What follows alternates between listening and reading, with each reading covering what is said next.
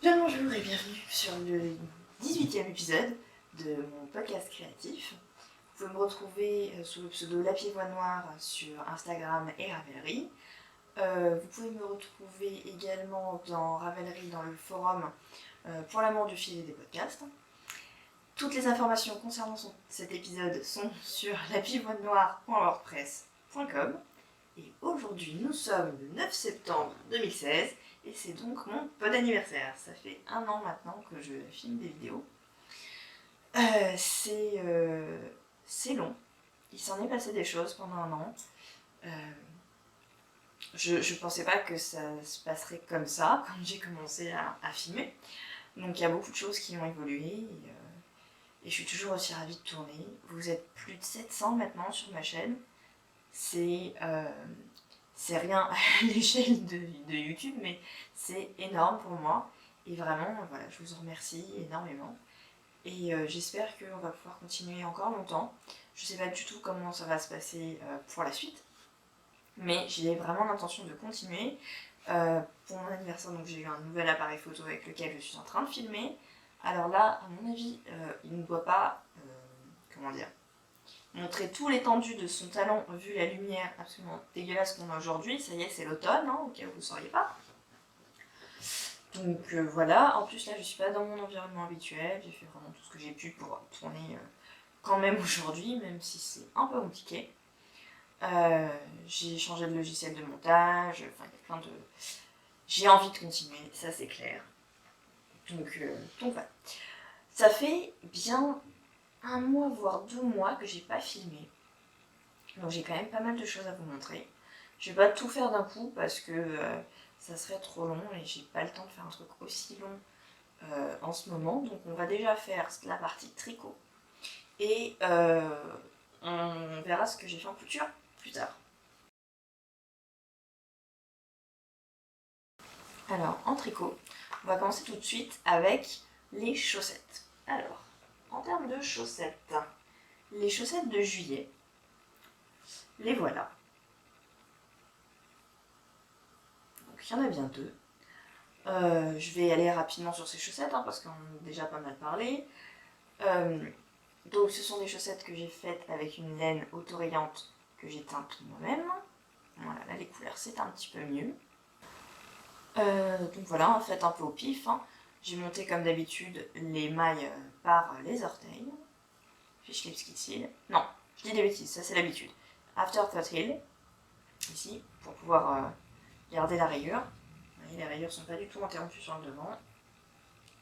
Et c'est plus net. Puis j'ai fini par un petit peu de côte sur une cheville pas très haute. Moi, c'est comme ça que je les préfère. On va pas s'éterniser dessus, on en avait déjà pas mal parlé. Alors, les chaussettes du mois d'août. Les chaussettes du mois d'août, j'ai utilisé une laine Eden Cottage Yarn qui est en MCN, que j'avais depuis le mois de décembre, je crois, et que j'ai enfin utilisé. Donc, c'est la gamme Ayton, et ici vous avez le coloris Hawk. Alors, je ne sais pas si la mise au point se fait. Voilà, la couleur est vraiment très très belle. J'aime beaucoup beaucoup. Et pour le modèle, c'est un patron gratuit sur Ravelry qui s'appelle My Cup of Tea Sock. Et ça donne ce joli motif là. Hop. Vraiment très très joli. Et pas compliqué à faire. Voilà. C'est simplement un jeu de mailles ensemble. Hein.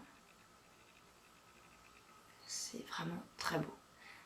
Alors j'ai beaucoup aimé tricoter de la MCN. Elle a le petit pelucheux du cachemire que j'aime beaucoup. C'est un projet que j'ai tricoté pendant mes vacances entre autres. Vraiment aucun souci à le tricoter en étant assis dans le train.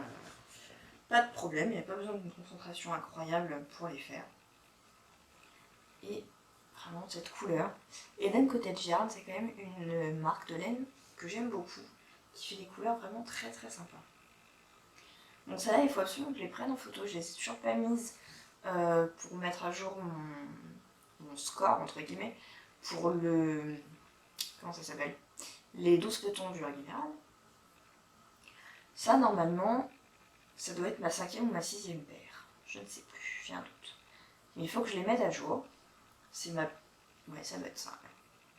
Donc il faut que je les prenne en photo absolument. Parce que il y a une nouvelle paire qui est en train d'arriver. Alors, c'est une paire avec une laine que j'ai teinte moi. Donc je vous montre déjà la laine.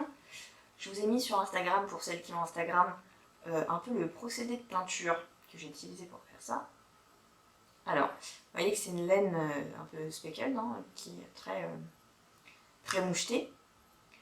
Alors, ce que j'ai fait, je vais vous dire déjà comment on fait normalement au départ. Hein. D'habitude, pour faire une laine unie, on met donc la laine à mordancer avec du vinaigre, voilà, pour préparer la fibre à recevoir la teinture. Et on met les pigments dans de l'eau, dans une marmite. On prend tous les chevaux, on fout ça dans la marmite, et puis ça bout gentiment pendant un temps défini en fonction des pigments que vous utilisez, j'imagine. Et donc voilà, tout simplement. Alors, pour faire ça, pour garder du blanc, évidemment, on ne peut pas plonger les chevaux dans un bain de pigments, sinon il n'y aurait pas de blanc qui reste. Donc, comment j'ai fait? J'ai mordancé ma laine, j'ai mis du cellophane sur une grande table, et donc j'ai sorti les chevaux de son bain de vinaigre, et je l'ai étalé au maximum pour essayer qu'il n'y ait pas trop de fibres qui se chevauchent. Évidemment, il y en a, hein, mais c'est vraiment de l'étaler au maximum. Et là, j'ai pris mes petits pigments. Moi, j'utilise des Greener Shade que vous pouvez trouver chez Lily Neige, par exemple. Donc, ça se présente sous forme de petits sachets de poudre. J'en ai prélevé un petit peu avec un petit bâtonnet. Et j'ai saupoudré en quelque sorte des pigments. Un peu partout, comme ça, sur la laine. C'est pas évident d'oser parce que quand on n'a pas la teinte du pigment dilué dans l'eau, on a du mal à voir quelle intensité on met. Et là, j'en ai mis... J'attrape mes cheveux. J'en ai mis plus que ce que j'avais prévu. Mais finalement, le résultat me plaît énormément. Mais j'avais prévu beaucoup plus de blanc que ce qu'il y a là. Donc c'est souvent ce qui arrive. On en met très souvent plus que ce qu'on voulait. Donc j'ai saupoudré comme ça. Et donc la laine est mouillée au moment où je saupoudre. Donc, ce qui fait que ça ne fait pas des taches ponctuelles, ça fait, vous voyez, comme ça. Avec le fond blanc derrière. Ça diffuse un petit peu sur une petite partie comme ça. Quand j'ai terminé, pourquoi j'ai roulé la laine dans le cellophane. J'en ai fait un petit boudin. Et je l'ai cuit de façon vapeur. Alors, j'ai une petite marmite consacrée à la teinture, j'ai pas de panier vapeur. Donc qu'est-ce que j'ai fait? J'ai pris du papier aluminium, tout simplement, que j'ai mis sur la marmite. Je l'ai mis de façon à ce qu'il se fasse une petite cuvette, comme ça. J'en ai mis un morceau comme ça, un morceau perpendiculairement. Avec un petit couteau, j'ai fait des petits trous. Pas trop pour pas que ça craque quand je vais mettre la laine ensuite. Mais quand même quelques petits trous. Et puis j'ai mis mon petit boudin de laine cellophanée dessus. Et j'ai laissé cuire comme ça une demi-heure. Donc voilà ce que ça a donné. Tout simplement. Ce petit boudin. Une fois que c'est fait, je savais pas si c'était la première fois que je faisais ça, donc je savais pas trop si ça allait fonctionner, si cette façon de procéder allait permettre au pigment vraiment de rester fixé dans la laine et si tout n'allait pas partir au moment du rinçage. Donc, petit flip, hein, au moment du rinçage, je vous avoue. Donc j'ai pris mon écheveau, je l'ai sorti. En fait, il faut pas trop, c'est le moment où il faut pas trop manipuler la laine. Parce que là, c'est le moment où la laine est chaude et où elle peut feutrer si on la frotte et si elle subit des chocs de température. Donc j'ai décroché simplement mon panier d'aluminium et je l'ai mis dehors. Pour refroidir, je suis revenue un petit peu après, c'était beaucoup moins chaud, donc j'ai juste déroulé le boudin, mais je ne l'ai pas déboudiné. J'ai attendu et quand ça avait bien refroidi, là j'ai sorti la laine de son petit emballage de cellophane et j'ai pu aller la rincer. Donc je l'ai rincée à l'eau claire, à peu près à la même température qu'était ma laine. Et la couleur n'a pas trop dégorgé. Elle a dégorgé exactement de la même façon que quand je teins de façon classique un écheveau, donc un petit peu au premier lavage, et c'est tout. Alors que j'ai quand même mis des pigments qui sont dans les rouges notamment. Et le rouge, c'est ce qui dégorge. Hein. Je ne sais pas si vous avez remarqué, même celles qui teignent pas, hein, simplement quand vous lavez un projet, les laines rouges dégorgent à fond, je ne sais pas pourquoi. Alors, pour celles qui ont des greener shades, je vous montre ce que j'ai utilisé. Là, le rouge qui est là, qui est un peu rouge-rose en fait, c'est Ruby Red. Le vert, ça doit être Amazon Green. Et les taches de violet, figurez-vous que c'est Midnight Black. Qu'est-ce que vous voulez que je vous dise? J'étais la première surprise en sortant ça, je me suis dit, je vais pas mettre le violet. Et ben voilà, en fait, quand vous regardez bien le sachet de pigment, il est violet, Midnight Black. Mais, et vraiment, quand on met juste le pigment comme ça fait des taches plus violettes. Il y a des endroits où ça fait un peu noir-gris, mais c'est quand même du violet. Alors, vous voyez là quand même. On arrive à quelque chose d'un peu, un peu noir, mais globalement, il y a quand même beaucoup de violet. Et Ruby Red, je crois que c'est la première fois que je m'en servais, et il est vraiment, vraiment, vraiment rose. Voilà. C'était pas du tout ce que je voulais vraiment faire des taches beaucoup plus petites et beaucoup plus dans les rouges. Mais le résultat me plaît quand même beaucoup. Je vous montre ce que ça donne. La première chaussette est presque finie. Il me reste encore à peine quelques rangs de côte à faire. Là voilà. Tac. Donc vraiment, moi j'aime beaucoup ce que ça donne comme rendu. C'est vraiment joli. Un peu plus près ce que ça donne. Donc j'ai commencé par là. Fiche Lips Kissing, pour le coup c'est pour de bon. Et une cheville pas très haute, parce que moi ça a tendance à me gêner sinon. La base, on n'en a pas parlé, c'est une base chaussette de chez Alice Création, qui est pas très onéreuse. Surtout que chez Alice Création, plus vous en commandez, moins c'est cher. Voilà, c'est une base qui est vraiment pas chère, donc c'est bien pour faire des petits essais de teinture. Elle gratte pas, je vais pas dire qu'elle gratte, c'est une laine qui est vraiment très sèche. Donc elle n'est pas douce du tout, mais sur le pied, sincèrement, aucun problème. Vraiment pas de soucis, donc je suis quand même très très contente. Très contente de ce que ça donne. Voilà. Alors je les ai montés hier. Voilà. J'ai tellement aimé le rendu de la laine que j'ai pas réussi à m'arrêter de tricoter dessus. Et c'est vraiment super joli, je trouve. J'ai l'impression que ça fait comme plein de petits pixels. J'aime beaucoup. Voilà. Donc ça c'était pour la partie un peu technique, teinture, tout ça. J'espère que ça vous a intéressé. N'hésitez pas à me dire, parce que c'est votre podcast aussi. Voilà, j'écoute vraiment tous vos conseils, ce que vous aimez, ce que vous voulez voir plus souvent, ce que vous aimez moins, ce qui vous paraît pas utile, qui est pas bien fait, qui pourrait être amélioré. N'hésitez pas à me le dire. Vraiment, je le prends pas mal, au contraire. J'ai envie d'améliorer ça et que vous soyez... que le temps qu'on passe ensemble soit vraiment le plus sympathique possible. Donc, voilà. Ensuite, pour ce qui est maintenant des chaussettes, on a terminé. On va passer aux châles. Alors, les châles, il y a celui-ci qui est le Doll Shawl de Casa Pinka. Je vous montre une dernière fois le modèle puisque c'est un projet qui est maintenant terminé.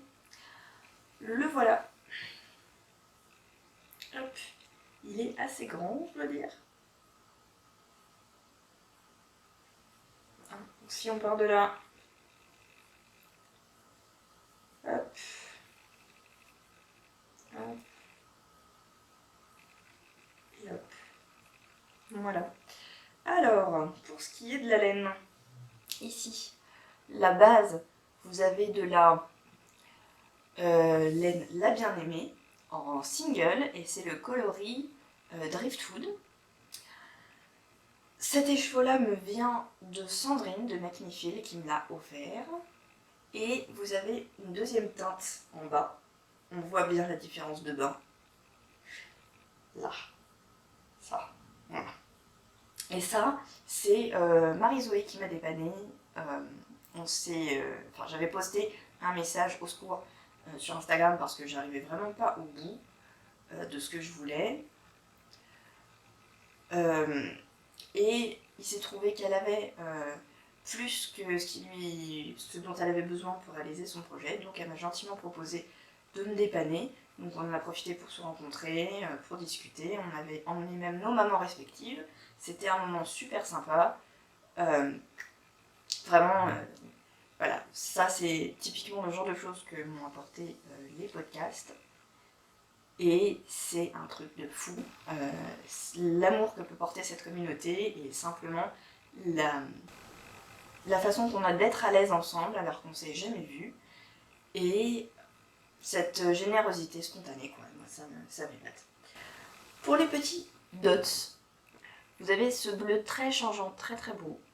Et là, c'est un cadeau de Épaulette, Caroline, qui me l'a envoyé. Et c'est de la Old Garn Island coloris Peppermint. Et elle était vraiment parfaite pour ce projet parce que c'était un écheveau de 50 grammes, donc nickel, et qu'en plus elle est très changeante, donc ça allait parfaitement bien. Vous avez vraiment des petits dots très clairs, des foncés, et c'est super beau. Donc voilà, j'adore ce châle, je le trouve vraiment magnifique. Et vous voyez, on peut le porter. Hop, sortir les cheveux. On peut le porter un peu voilà, en chèche, un peu lâche comme ça, et quand le froid se fera plus mordant, on pourra très facilement faire deux tours, entrer les petites pointes à l'intérieur et avoir quelque chose de très près du cou, de très doudou, et il n'y a pas un souffle d'air qui pourra passer me chatouiller. Donc ça c'est vraiment nickel. J'aime énormément ce que ça donne. Et le petit changement de bain, non seulement ne me dérange pas, mais en plus ça me rappelle voilà, ce magnifique châle des Tricopines, hein, puisqu'il a fallu l'association de 4 personnes pour qu'il arrive. Hein, l'Hélène de Marie-Zoé, de Sandrine et de Caroline, et puis mes petites mains pour tricoter tout ça. Et voilà. Il est émouvant quelque part ce châle.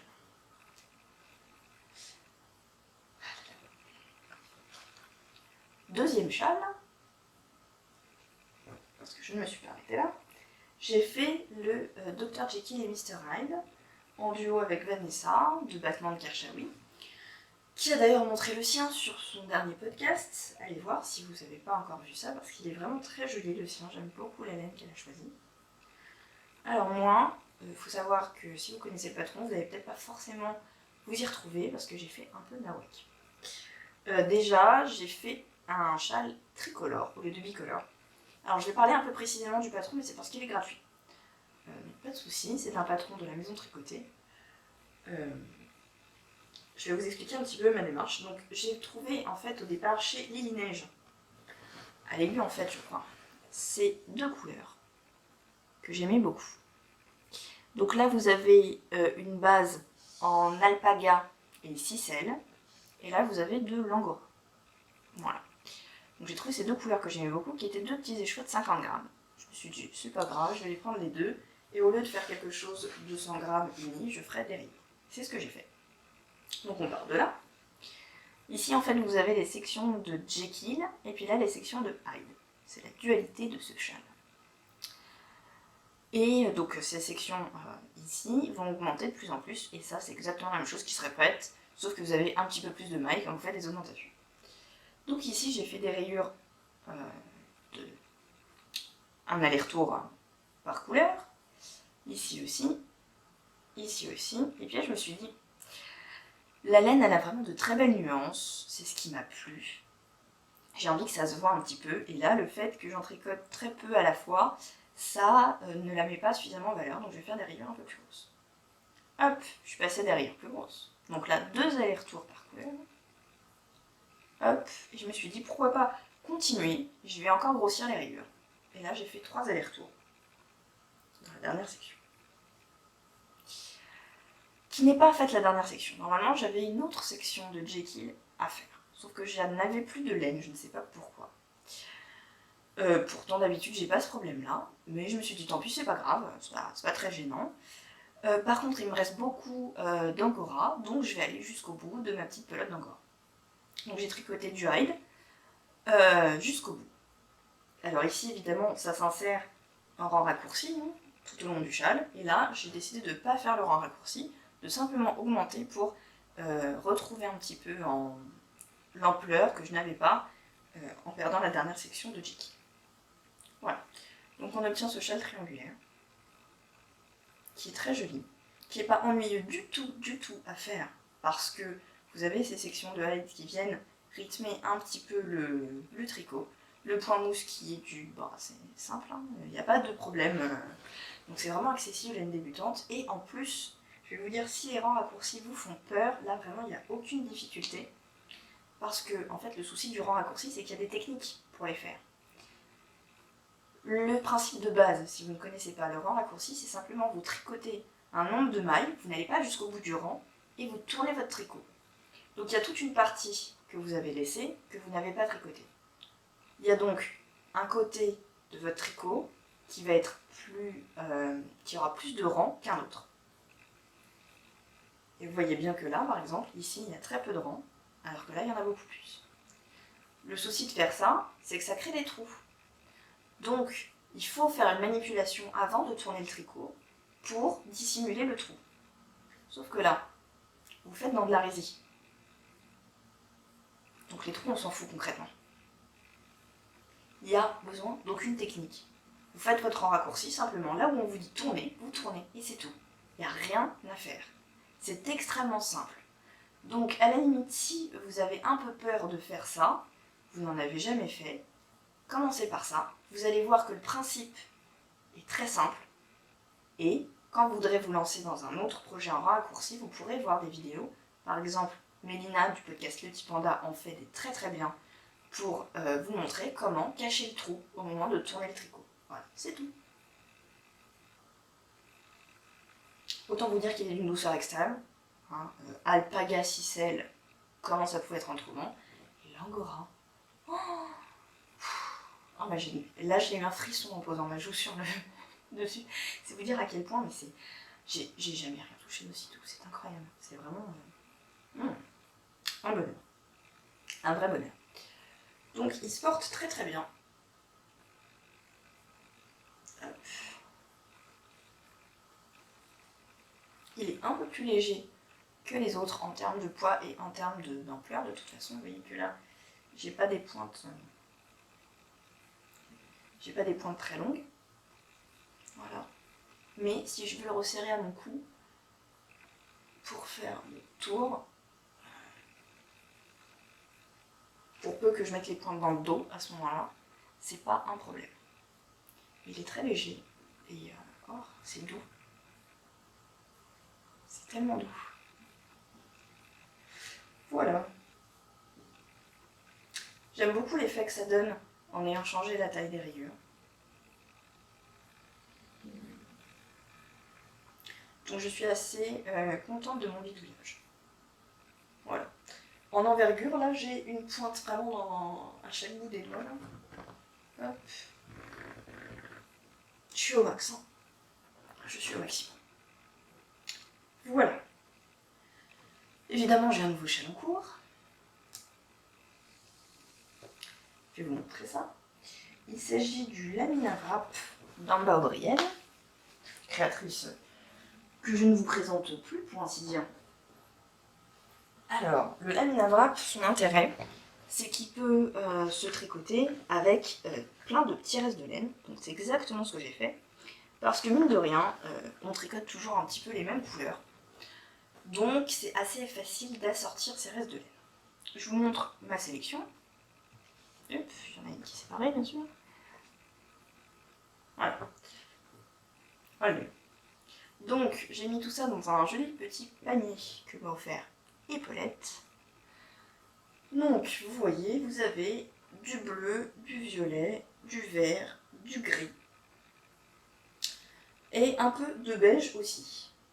Et de marron. Voilà. Donc, pour l'instant, le panier est encore pas mal plein et je pense pas qu'il sera totalement vide à la fin de l'opération. Je vous montre ce que je suis en train de faire. Alors par contre, ça fait des fils à rentrer toutes ces sections, je vous l'accorde. Voilà, j'en suis là. Donc, c'est une dentelle très... les fils. Peut-être montrer par l'autre côté, parce que là il y a trop de fils, on verra rien du tout. C'est une dentelle assez simple, hein, elle se répète sur très peu de rangs, donc voilà, pas trop de problème.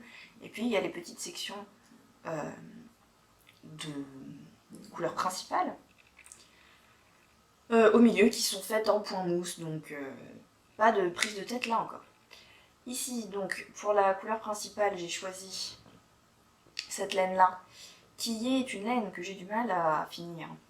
Il s'agit de pâte de velours coloris Prusse, que j'ai utilisé dans un châle, que j'ai utilisé également dans mon dessinoir mouton, et que j'espère bien achever avec ce lamine à grappe.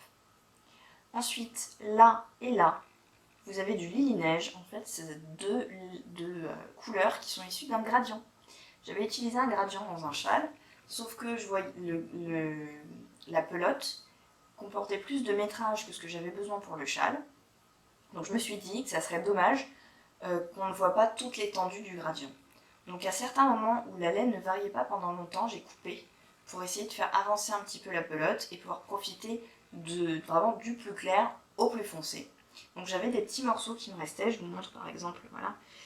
Dans le bleu clair, j'ai ça par exemple, voilà, c'est quand même assez conséquent, il y a de quoi faire avec ça. Donc voilà. Et c'est vraiment le même bleu de bout en bout hein, sur celui-là. Donc j'ai fait avancer un petit peu le gradient plus vite, ce qui fait que j'ai des petits morceaux. Donc là c'est un endroit de la laine, là c'est un autre endroit de la laine. Ici vous avez de la féfile, c'était la couleur l'ombre à paupières de Madame Pic, que j'ai utilisé dans mon cardinal wrap et que j'ai également utilisé dans mon dessinoir mouton. Et là, vous avez la couleur principale de mon dessinoir mouton qui était de la Madeline Touch en coloris Modern Fair Isle. Voilà. Ensuite, ici, j'ai changé de couleur principale. J'ai intégré un petit peu de l'Anicia Ex Machina, coloris Star Trek Into Darkness, je crois. Et là, vous avez une laine violette que je ne sais pas qu'est-ce que c'est, puisque c'est Sandrine en fait de Make Me Feel qui m'a envoyé ce joli petit, on va pas dire un reste, hein, parce que quand même, il y en a, hein. Cette petite pelote, voilà. Elle m'en a envoyé plusieurs qui correspondent tout à fait aux couleurs que j'avais prévues pour ce projet. Elle m'a envoyé celle-ci, qui est une laine toute jolie, toute fine, donc je pense qu'une section de dentelle avec ça, ça pourra être intéressant. Et également celui-là qui est un peu plus clair. Voilà. Donc il y a de quoi faire. Oui, là par exemple c'est un autre morceau du gradient, à un autre endroit. Donc pour l'instant ce que j'ai fait bleu-violet crème, bleu-violet, et après je mettrai peut-être celle-ci, voilà, ou plus dans les marrons, avec celle-là. Je ne sais pas encore. Voilà, mais il y a de quoi faire, et il y a de quoi s'amuser avec les couleurs.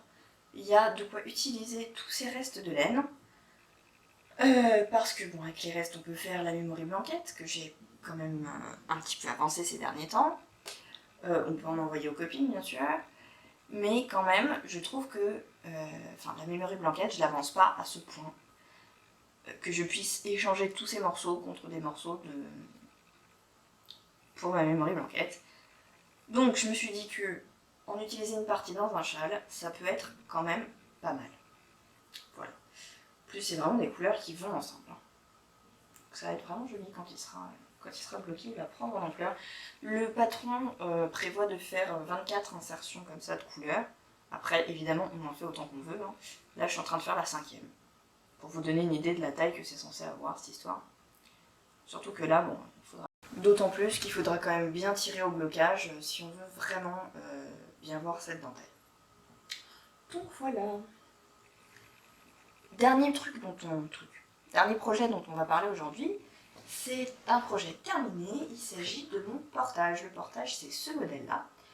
Donc c'est un gilet assez large, épais, bien enveloppant pour l'hiver, qui a été proposé en cale par Paulette, justement, Caroline. Il y en a un certain nombre d'entre nous qui ont déjà fini, d'autres pas du tout, ça va jusqu'à fin octobre je crois. Je vous invite à aller regarder sur Pour l'amour du fil des podcasts, toutes les infos concernant le projet sont là-bas, donc on est quand même tout début septembre, il y a moyen de le commencer maintenant et de le finir je pense, si je ne me trompe pas dans les dates. Alors, le mien, le voilà. Je l'ai fait en laine Lima de Drops, coloris pétrole, donc c'est cette couleur. Non, c'est pas du tout cette couleur-là. Alors, de ce que je peux voir, vous voyez vraiment un bleu, mais bleu électrique, alors que c'est pas ça du tout, c'est un très beau bleu vert. Non pas que le bleu électrique soit pas beau, hein, mais c'est pas ça du tout. C'est vraiment un bleu vert quoi. C'est quand même beaucoup plus proche de ça que ce que vous avez vu. Bref, peu importe. Donc, c'est quand même un gros gilet qui a plusieurs caractéristiques qui font son charme. Alors d'abord, ce joli col châle que j'aime beaucoup. Les petites poches qui sont là. Très sympa. Et évidemment, le point dans le dos, un petit point un peu, on va dire, alvéolé, qui est vraiment très joli. Et pas compliqué à faire, c'est juste un jeu de mailles croisées dans un sens, dans l'autre. Il y a plein de vidéos sur internet qui vous expliquent ça, il n'y a vraiment aucun problème. Je vais monter un petit peu la caméra. Voilà, j'ai l'impression que ça me coupe le... Bref. Donc voilà, très très joli. Alors moi, j'ai réussi à faire des boulettes dedans. Je ne sais pas si on le voit là, à la caméra. Parce que quand je vous le montre, ben moi, je ne vois plus. Hein. Donc voilà, il est vraiment super sympa. Je vais le passer rapidement pour vous montrer. Rapidement parce qu'il est méga chaud, mais genre méga chaud. Je crois qu'il y a 1300 mètres. J'ai tricoté bien 1300 mètres là-dedans. Hein. Et le point alvéolé, je peux vous dire, ça épaissit le tricot. Alors, je sais pas du tout si on me voit quand je suis debout. On va se mettre comme ça, c'est peut-être mieux. Voilà. Donc le col châle. Hop. Le dos. Et il m'arrive là. Vraiment à mi-fesse. C'est parfait. Je peux le croiser un petit peu parce qu'il est légèrement plus grand. Comment dire, je suis légèrement plus petite que la taille que j'ai tricotée, on va dire plutôt. Hop, oh, il fait chaud. C'est bien. Celui-là, le jour où il y a une panne de chauffage, je le mets et ça me pose pas de problème. Oh. La laine est super. Vraiment, c'est la première fois que je tricote Drops et je suis très agréablement surprise. C'est une laine vraiment pas chère, déjà pour commencer, pour une qualité qui est tout à fait convenable. C'est pas l'alpaga de Lily-Neige, bien sûr. En termes de douceur, je trouve pas qu'il gratte. Il n'est pas doux, ça c'est sûr. Il gratte pas et il s'est quand même adouci, j'ai l'impression, au blocage. Donc voilà, moi je peux le porter, quand je l'ai tricoté sur la fin, il faisait des chaleurs caniculaires. Donc j'étais un petit débardeur chez moi et donc je l'ai essayé avec, donc j'étais bras nus, hein, et ça m'a pas posé de problème. Par contre, ma mère, quand elle l'a vu, elle l'a trouvé très joli, elle a voulu l'essayer, et elle, bras nus, c'est pas possible, hein, elle l'a enlevé immédiatement. Donc ça dépend de votre sensibilité, je dirais. Bon, je prendrais pas forcément de la Drops pour faire un châle, je pense. En tout cas, pas cette gamme-là. La Lima, ça m'irait. Non pas que ce serait désagréable, mais je veux particulièrement quelque chose d'agréable dans un châle. Donc voilà, après l'inconvénient majeur avec Drops, c'est que c'est sous forme de pelote et pas sous forme d'écheveau. Ce qui fait que vous avez à peu près 42 millions de fils à rentrer à la fin de l'opération. Et après avoir tricoté tout ça, ça pèse un peu. Donc voilà. L'avantage des écheaux, c'est quand même de pouvoir tricoter des distances de fil assez longues sans avoir de raccord de laine à faire. Et ça, c'est quand même plutôt sympa.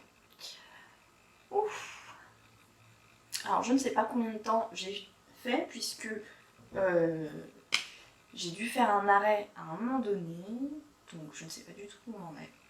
Ça, c'était pour tout ce que j'ai tricoté récemment. J'ai d'autres projets de prévus. Mais j'ai pas envie de les lancer tous en même temps, donc pour l'instant j'ai le châle et les chaussettes. Au moins jusqu'au 15 septembre, on reste avec ces 2 projets-là. J'en rajouterai un peut-être après si j'ai bien avancé, on verra.